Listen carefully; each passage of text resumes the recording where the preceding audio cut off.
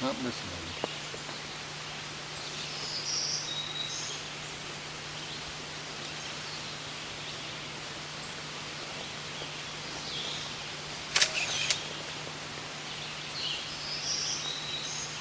Okay.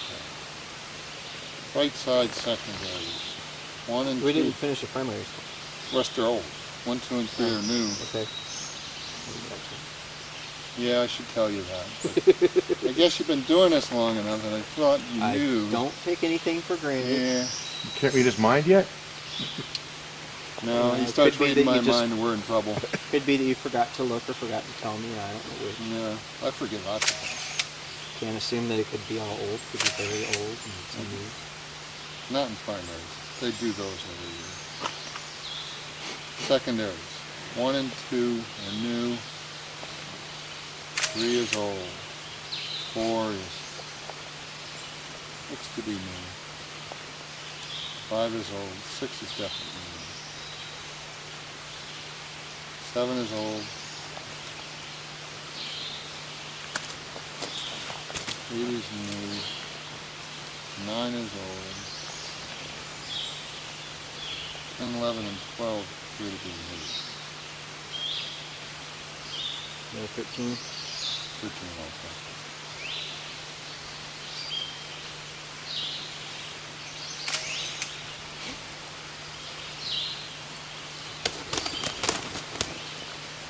Now why would you try to fly with a hood on? Certain death bird. Unless it crashes into something and gets lucky.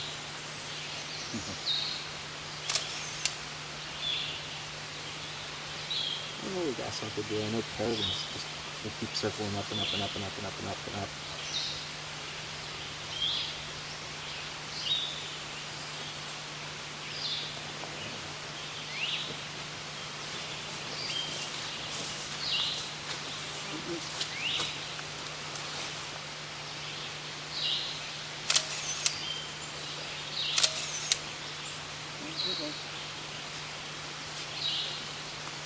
Not like that on the side.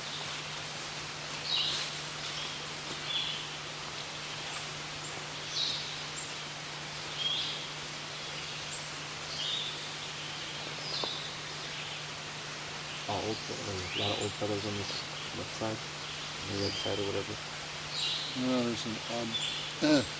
This feather here should be curved like this one, but this is secondary number 1. I mean, it pulls out like it's an 11th primary. Huh. Interesting. See how the break is here?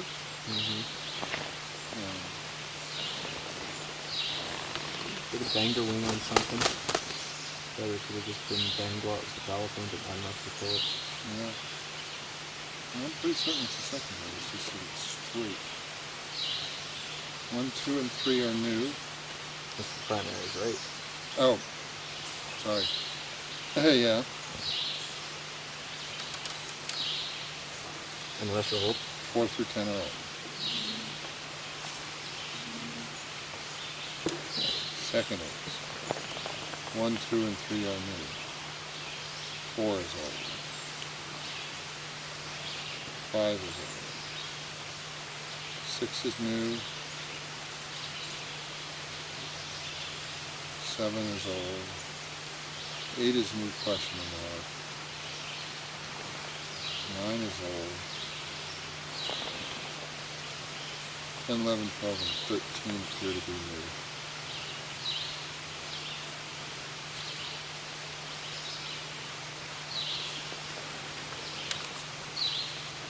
The only thing we haven't done is the eye. Forward, flat. Oh yeah, forward and flat. Maybe there's a reason I keep you around.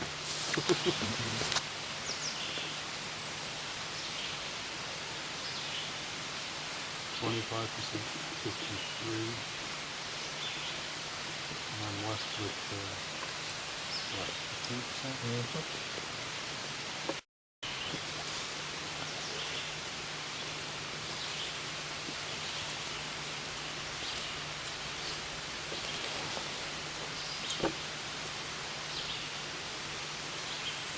Look at that little outlet.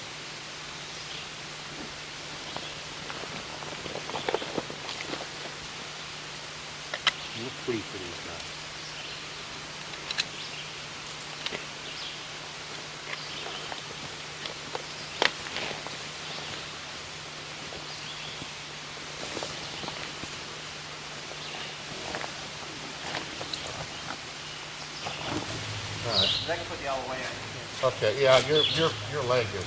Is he limping that much? Oh. Well, this way, when we come back next year, we'll know it's you. You might have been able to take the smaller band. It'd be tight fit.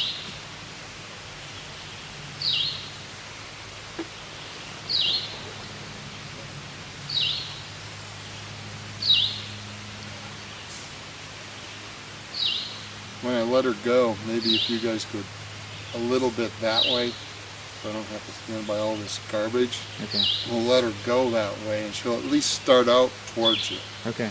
Beyond that, you know, if she goes left, right, Yeah. up, who Yeah. knows? They have a great tendency to go right into the woods. They're so used to that.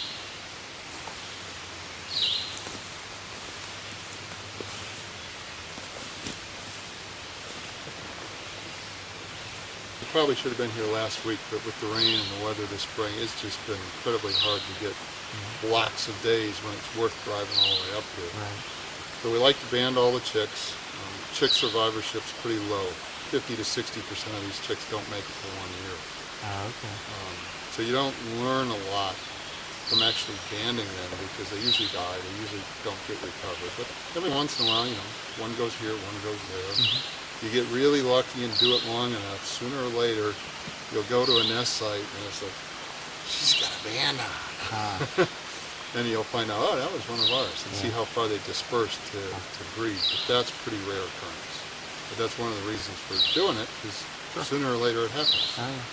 But then we keep track of the adults, and all the weighing and measuring is to look at condition.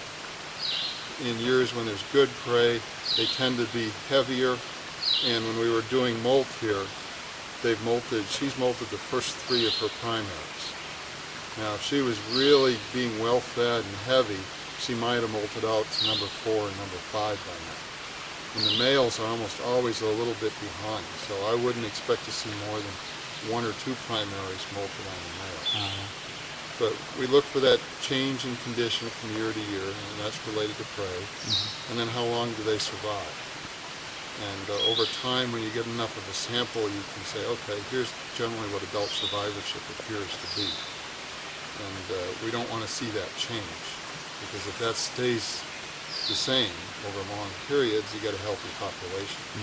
If something happens and all of a sudden the turnover rate at nest sites goes up, you know, then you got to try and figure out, okay, what's happening? You know, why are we seeing sites remain active, but males and females replacing themselves more often? That means their survivorship's going down. So it's a long-term type thing. Depends on finding a territory and monitoring it year after year after year. Having the territories, if anybody ever wanted to ask habitat questions like a graduate student, you know, you could sit there and say, okay, we've got a bunch of territories already sitting there that you could go measure vegetation on, do home ranges on if somebody wanted to do radiotelemetry. Very little is known about their winter movements, and so we've been putting transmitters, satellite transmitters on these guys to look at winter movements of the adults.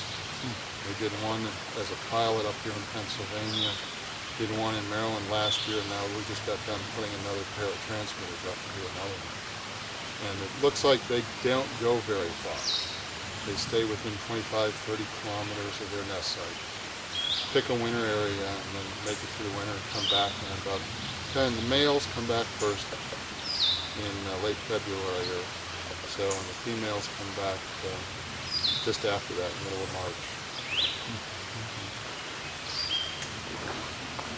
But before that, I mean, you could talk.